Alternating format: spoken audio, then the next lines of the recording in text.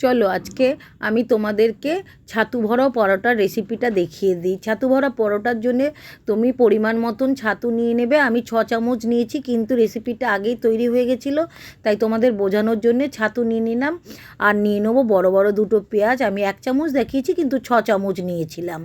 তার মধ্যে দিয়ে দেবো আমি দুটো বড় বড় পেঁয়াজ, পরিমাণ মতন 4 থেকে 6 টুকরো রসুন আর 1 ইঞ্চির মতন আদা ভালো করে কুচিয়ে দিয়ে দেবো। তার মধ্যে দিয়ে দেবো লঙ্কা কুচি আর জোয়ান দেবো।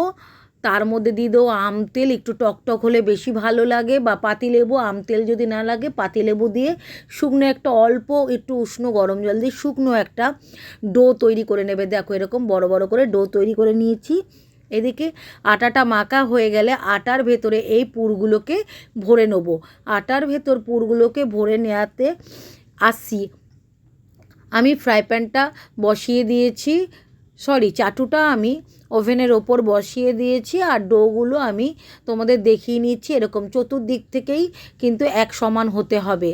বেলে নিয়েছি, বেলে নিয়ে আমি একটা বেলে চাটুতে দিয়ে আবার একটা বেলার জন্যে রেডি করে নিয়েছি। এরম করে একে একে সবকটাকেই কিন্তু আমি ধীরে ধীরে হালকা হাতে বেলে নেব। আর যেটা করতে হবে, এই ধরনের পরোটা কিন্তু খুব সাবধানে ধীরে ধীরে চেপে চেপে করবে। কেন অনেকেই করে কি, তাড়াহুড়ার জন্যে খুব তাড়াতাড়ি পরোটা ভেজে নেয়, কিন্তু খুব আস্তে আস্তে অল্প আঁচে যদি তোমরা চেপে চেপে এইভাবে পরোটাটা করো, পরোটাটা যেমন টেস্ট হবে তেমন মুচমুচে হবে।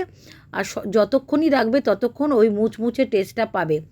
এপিট ওপিট করে অল্প আঁচে আমি বেশ সুন্দর করে ভেজে নেওয়ার পরে তারপর দিয়ে দেবো আমি রিফাইন তেল।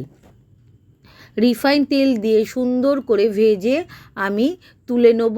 আর আমার আজকে যেহেতু সারাটা দিনই অনেক খাটাখাটনি গেছে, আমি আর অন্য তরকারি করিনি। এই ধরনের পরোটার সাথে যদি তুমি আলুর দম বা রেডিমেড আলু কষা, যেরকম আমি পোস্ত দিয়ে করি, তোমাদের রেসিপিতে আগেই দেখিয়েছি। দেখো বলতে বলতে তেল দিয়ে এপিট ওপিট করে কিন্তু আমার পরোটাগুলো ভাজা হয়ে গেছে। দেখো কি সুন্দর একটা কালার এসছে। আমার ঘরের আলোটা কম, তাই আলোটা একটু কম, কিছু মনে করো না বন্ধুরা। আমার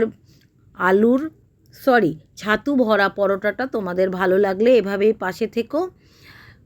আর সত্যিই বলছি, খুব খেতে সুস্বাদু হয়েছিল। আমি রাতের ডিনারটা সেরে তোমাদেরকে এডিট করে দিলাম। খুব টেস্ট হয়েছে, একদম মচমচে রয়েছে। রেসিপিগুলো ভালো লাগলে আমার পাশে থেকো। আবার দেখা হবে এই ধরনের একটা নতুন রেসিপি নিয়ে। সকাল হোক বিকাল হোক আমি চেষ্টা করব তোমাদেরকে এই ধরনের নতুন নতুন রেসিপি দিয়ে তোমাদের নতুন বন্ধুদের সাথে, যারা সুগৃহিণী তাদের সাথে পাশে থাকতে। যারা শিখতে চাইছো আমার এই ভিডিওটা দেখে আমার মতন করে একবার করে দেখো। আমি টমেটো কেচাপ দিয়েই খেয়েছি, খুব টেস্ট হয়েছে, আর কিছু লাগেনি। টমেটো কেচাপ দিয়ে খেলেও এটা খুব ভালো হয়। আবার দেখা হবে এই ধরনের একটি নতুন রেসিপি ভিডিও নিয়ে। আবার